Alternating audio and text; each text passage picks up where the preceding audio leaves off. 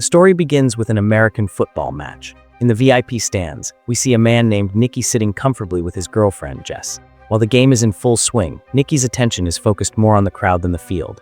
He saw a beautiful girl getting up from the seat and leaving, and at the same time, a crazy idea came to his mind. He places a small bet with Jess to see how many people will turn their heads to look at the girl as she walks away. A man sitting nearby named Leeuwen overhears them and asks to join the bet, to which Nicky agrees. They jokingly set the stake at $10 and start counting. By the time the girl exits the stands, the final tally is 7 people turned around to look at her. Jess had guessed the closest number, so she wins the bet. Leeuwen pays up without hesitation and immediately suggests another round. This time, the bet is on who will commit the next foul. Jess bows out, claiming she has no knowledge of the game, but Nicky jumps in and raises the stakes to $1,000. As soon as the whistle blows, the referee signals a foul, and the team Nicky bet on turns out to be right. He wins the bet and pockets the cash. Despite losing, Leeuwen becomes even more excited. He proposes a $5,000 bet on the next move. Will they pass the ball or run with it? Nicky hesitates for a moment at the high stake, but eventually agrees.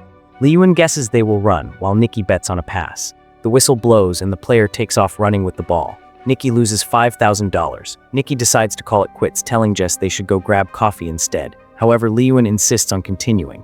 He taunts Nicky, saying that since he's sitting in the VIP lounge, he clearly has money and $5,000 is nothing to him. He pushes for a $10,000 bet. Nicky finally gives in. The question now is whether the player will successfully complete the next pass. Nicky predicts a success, but the opposing team intercepts the ball. Nicky is now down $15,000. While pulling out the money, Nicky looks visibly distressed. After a moment of thought, he suggests a $50,000 bet. Jess is shocked, but Nicky is clearly fuming. Luck isn't on his side, and he loses again, forced to hand over another $50,000.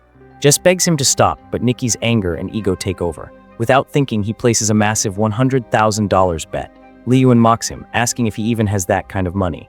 Without a word, Nicky slams a thick bundle of cash onto the table. This piques Leeuwen's excitement. Nicky bets that the next pass will be intercepted and fail. But this time, the pass is successful. Nicky has now lost hundreds of thousands of dollars.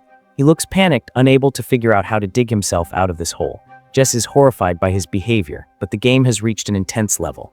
Nicky declares he has $1.1 million left and wants to bet it all on a final showdown. They decide to settle it with a deck of cards. Leeuwen, having won consistently, is ecstatic and starts looking at Nicky like a human ATM. Leeuwen draws his card. It's a 5. Nicky only needs to draw anything higher than a 5 to win. His chances are very high. Nicky picks up a card and flips it over with confidence, but it's a 3. Seeing this, Jess literally falls off her chair in shock. Nicky started the day wanting to spend only $4,000, but he has now lost over $1.1 million, roughly 9 crore rupees. After this humiliating loss, Nicky has nothing left to say. He quietly takes Jess by the hand and starts leading her out. He is heartbroken, but Leeuwen continues to taunt him, saying this is what happens when you play with a master.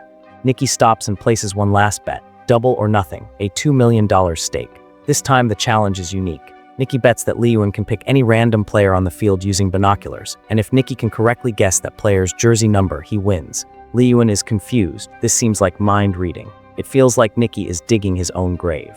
Leeuwen suspects cheating, so to clear his doubts, Nicky says he won't even be the one to guess. Jess will. Jess looks at Nicky with fury. She doesn't understand what is happening. What are the chances she could pick the right jersey number out of thousands of people? She tries to leave, but Leeuwen's security guards block her path, leading to a small scuffle. Jess eventually calms down. Nicky tells her to just look at the field and pick the number that feels right or familiar to her. Leeuwen picks a player through the binoculars. Jess then takes the binoculars and scans the field.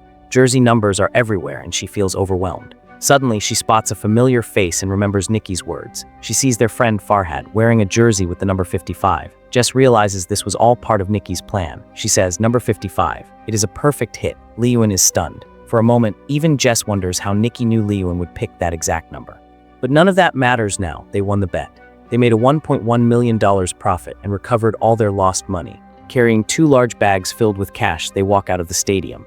In the car, Nicky explains to Jess that everything was a meticulously crafted plan. They had been tracking Leeuwen for a long time. Leeuwen was famous in high society for his gambling addiction. He couldn't resist a bet. Nicky's team had conditioned Leeuwen's subconscious. From the moment he stepped out of his hotel, he was bombarded with the number 55. It was on the security guard's lapel pin and on every signboard on the way to the stadium. They didn't just show him the number, they made him hear it. They rigged his car's audio system to play a song where the sound 55 was repeated 124 times. This drew Leeuwen's mind toward that number. Furthermore, they showed him a photo of Farhad to create a visual memory.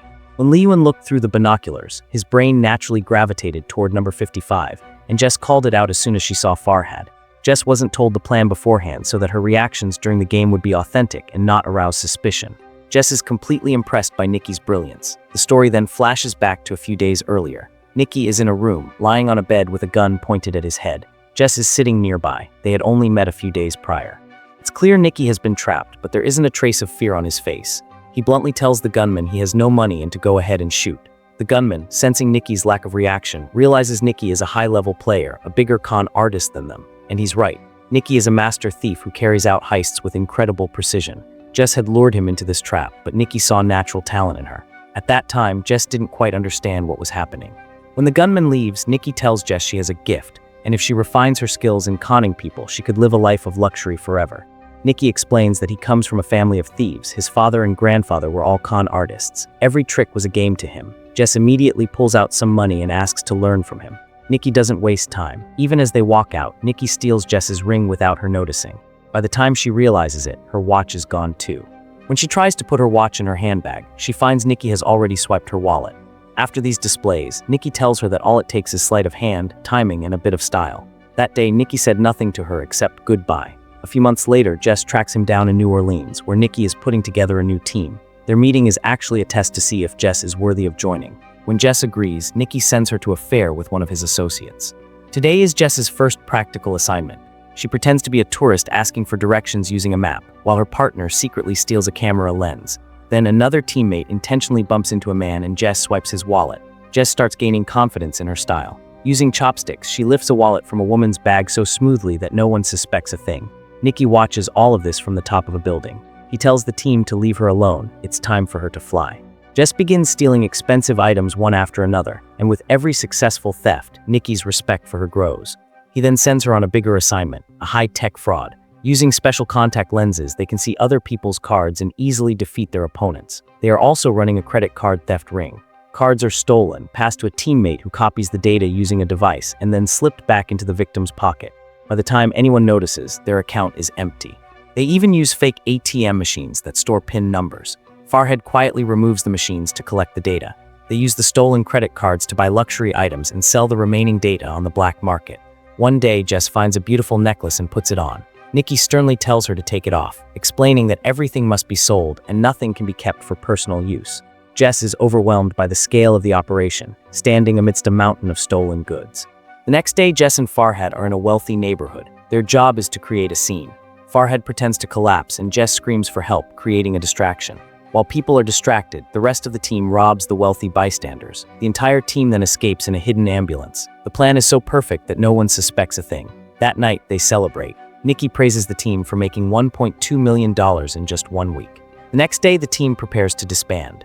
Documents are destroyed, and everyone is assured their share will be wired to their accounts. However, the veteran members know Nikki has one last mission. They give him $1.2 million in cash and warn Jess not to let him gamble it away. The next morning, Nikki takes Jess to the stadium's VIP lounge. He puts on the entire performance Jess witnessed earlier, showing her how they can earn millions in minutes. By this point, Jess is starting to fall in love with Nikki, believing she is truly his girlfriend. But Nikki had only ever included her for the sake of the con. When it's all over, Nikki hands her $80,000 in cash and says a final goodbye. Jess looks at him with tears in her eyes, her heart broken. She had truly fallen for him, and she also feels the $80,000 is a pittance compared to the millions Nikki just made. In Nikki's world, there is no room for emotions, and Jess finally sees his true colors. 3 years later, we see a race car entering a service station, and soon Nikki appears. He looks exhausted, and his face shows he is running out of money. He has a lunch meeting with Garaga, the owner of a racing team. Garaga's research team has developed a new algorithm called EXR, and they want to improve it to increase their chances of winning. They hire Nikki for the job. The plan is simple. Nikki will pretend to be their chief engineer. Then they will stage a public fight between Nikki and Garaga so that rival teams fall into their trap. Nikki will then sell a fake version of EXR to the rivals, while Garaga's team uses the real one. Nikki stands to make 1 million euros plus whatever he makes from selling the fake system. Nikki treats the job as a joke. He could do such a simple scam in his sleep. However, Garaga's butler doesn't trust him at all and threatens to shoot Nikki in the chest if anything goes wrong. Nikki dons a tuxedo and heads to a party to set the plan in motion.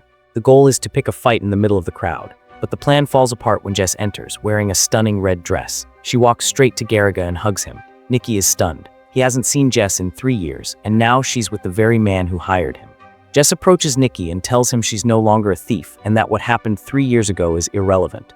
She mentions that Garaga knows nothing of their past and it should stay that way. This infuriates Nicky. He downs a glass of vodka in one go. He no longer needs to act angry. He is genuinely pissed off at Garaga. He picks a massive fight in front of everyone, which the rival racing team finds very interesting.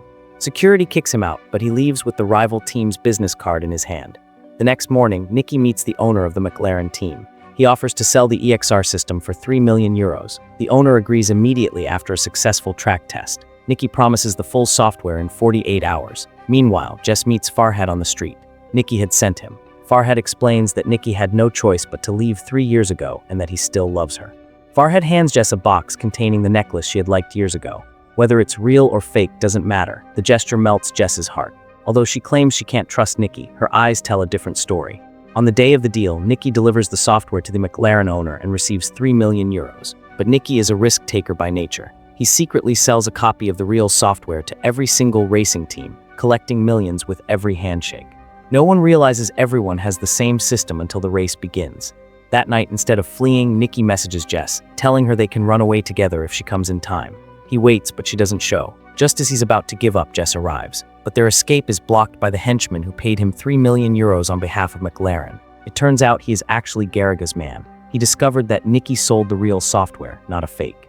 Garaga is furious because he spent €40 million developing the program, and now it's worthless.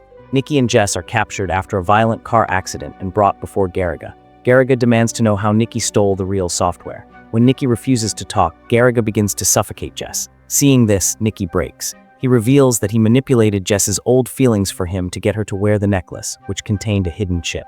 When Garaga opened the software, Nicky used the chip to steal the passwords and data. Jess is heartbroken, but Garaga and his men just laugh. They don't believe Nicky. Garaga reveals that Jess wasn't his girlfriend. He knew she was only with him for the money. Jess admits she was only trying to steal his expensive watch collection. Nicky is shocked to learn Jess was only pretending to be in love with Garaga to make him jealous. Now, both are caught. Garaga asks the butler, the butcher, how Nicky stole the software. As Nicky starts to speak, the butcher shoots him point blank in the chest. Garaga panics. He tells the butcher that money can be recovered, but a murder charge will end his life. He fires the butcher and flees the warehouse. Jess is hysterical, but the butcher tells her not to worry. He is actually Nicky's man and his real father. He intentionally shot Nicky in a specific spot to avoid vital organs.